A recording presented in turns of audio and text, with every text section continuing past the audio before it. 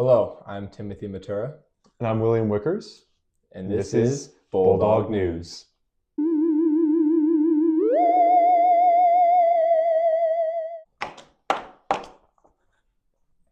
Growing up, we all had teachers who influenced us deeply. Educators in the United States are universally underpaid for their positions. So, when you think to these influential figures in your life, know that they worked for love of you and care for your education and growth. In some states, specifically Arizona and West Virginia, educators had enough of these lack of resources and abysmal pay, so they decided to take charge and do something about it. Billy and I were fortunate enough to experience these protests in Arizona when we were younger. We believe that it is important for the public to understand the meaning behind these protests and their key role in continuing to fight for teachers after the partially fitting response from the state. So, Timothy, what is Red for Ed?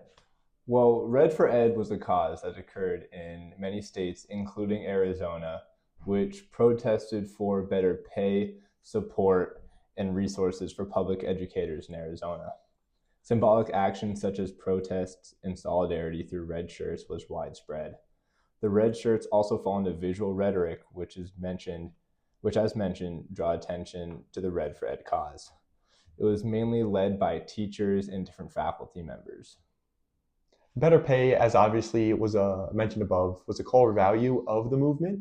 However, smaller class sizes is also a big issue, as Arizona State does tend to overcrowd their classes.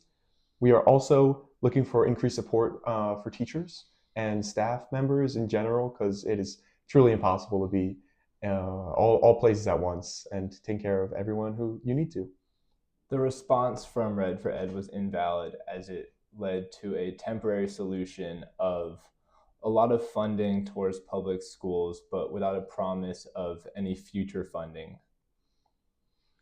Yeah, so one solution kind of led to another problem as minimum wage increases. This allocated funding and savings also had to be diluted across different sectors of public education in these states. So it really does cancel out the extra funding and extra support that this initial plan helped aid. And you shouldn't just take our word for it. We were fortunate enough to talk with the president of the Paradise Valley Education Association and was able to ask her a couple questions about her experience with the Red for Ed protests. And who's this interview you scored us with? So we interviewed Leah Knable, who is the president of the Paradise Valley Education Association, which was the largest association during the time of Red for Ed, which covered around 10% of the entire Arizona Education Association board. She also had a radio campaign and talked at the Vermont Teachers Conference after the Red for Ed protests. So we asked her a couple of questions. One of them was the results from the state. She stated, "The results I was hoping to see from the state was a permanent funding mechanism that would allocate significant money for teacher and public school employee raises year after year moving forward." She was protesting for higher raises, higher support, and more funding for public education. Another question we asked her was what audience she was trying to reach. She stated, "We are trying to connect with the community as they are the voters and constitutees that benefit directly from the services public schools provide." Another question we asked Miss Knable is whether the response was fitting or not from the state. And she said, "I think the response from the state was a temporary solution which came with new requirements.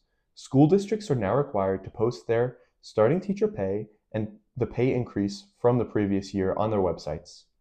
They provide funding that they had in savings, but did not allocate a funding mechanism to increase Cummings. This has been particularly challenging as the minimum wage has increased, meaning there is less money to allocate to veteran employees, and more employees than ever are now making minimum wage or pennies more." Billy and I both believe that the work is not done for the Red for Ed cause, and Ms. Knable could not agree anymore. She stated that there was no movement on allowing teachers to join the state-funded medical insurance plans, even at the cost to districts. She still believes that the state should look into this option and come up with a plan. She also believes that the public is a big factor on the cause still.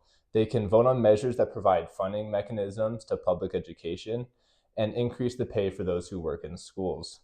The more aware the community stays, the more likely public education is to stay around.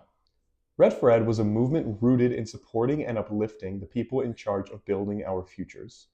Educators put in so much time, effort, and care into their work in and outside of the classroom. Universally, they are all underpaid, ill-supported, and overlooked. The Red for Ed movement brought attention and insight into just that. The citizens of Arizona and other states witnessed protests, such as walk-ins, strikes, and picketing, to bring awareness to their situation. After some time, the state decided to reach into its savings and giving funding to the places it needed most. And just because the protests are over does not mean that the cause is. People all over the country, not just in Arizona and places where the protests occurred, still have the ability to fight for change. With the constant support from the community, public education can get the recognition it deserves. It is our duty now as the public to continue the fight for education for everyone. I'm William Wickers. And I'm Timothy Matura. This has This is been Bulldawg Bulldawg News. News.